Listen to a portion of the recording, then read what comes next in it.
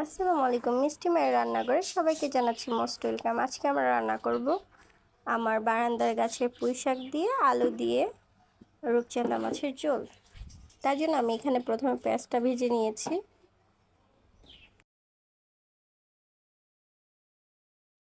এবার আমি ধনিয়ার গুঁড়া দিয়ে দিলাম, মরিচের গুঁড়া, অল্প একটু হলুদ, আদা, রসুন। এবার মাছগুলো দিয়ে মশলাটা কষিয়ে নিব।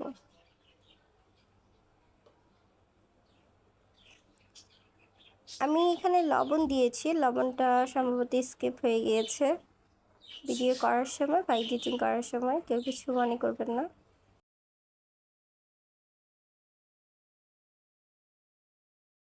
মাছটা কষানো হয়ে গিয়েছে, এবার আমি অল্প করে জল দিয়ে দিব।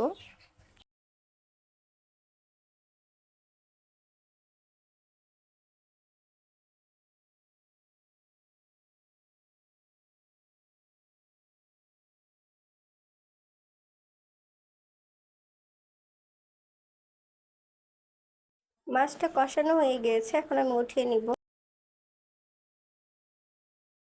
এখন আমি আলুটা দিয়ে কষিয়ে নিব।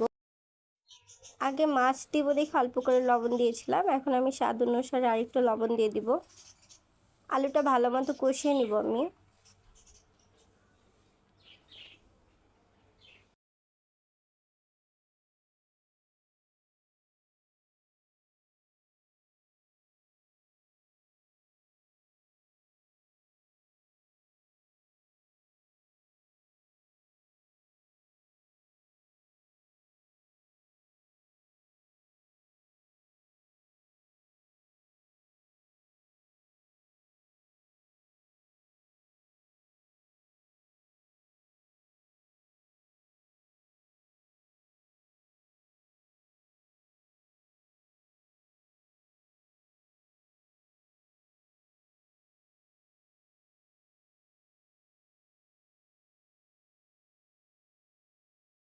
আলুটা কষানো হয়ে গিয়েছে, এবার আমি পুঁই শাকগুলো দিয়ে দিব।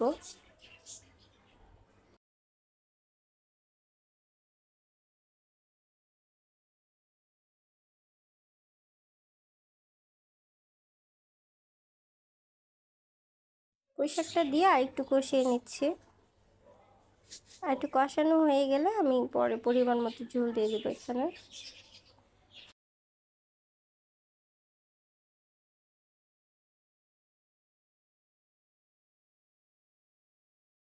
যে প্রচণ্ড গরম পড়েছে, এই গরমে একটু ঝোল ঝোল তরকারি খেলে ভালো লাগে। আমি এখন এখানে পানি দিয়ে দিয়েছি তরকারি ঝোলের জন্য। এবার আমি ঢেকে 5 মিনিট পরে মাছটা দিয়ে দিব। 5 মিনিটের জন্য ঢেকে দিব এবার আমি।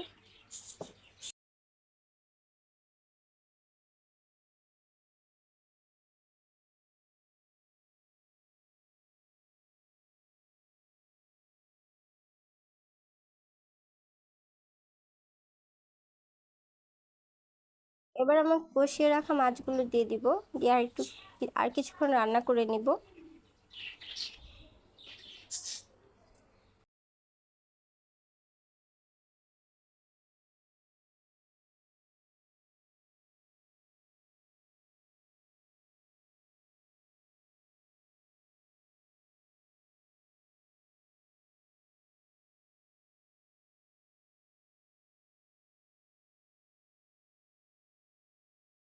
তৈরি হয়ে গেল আমার মজাদার সুস্বাদু রূপচাঁদা মাছের তরকারি।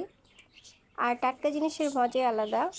যেহেতু আমার বারান্দাতে পুঁই শাকটা আমি নিজে চাষ করেছি, আর মাছটাও টাটকা ছিল, তরকারিটা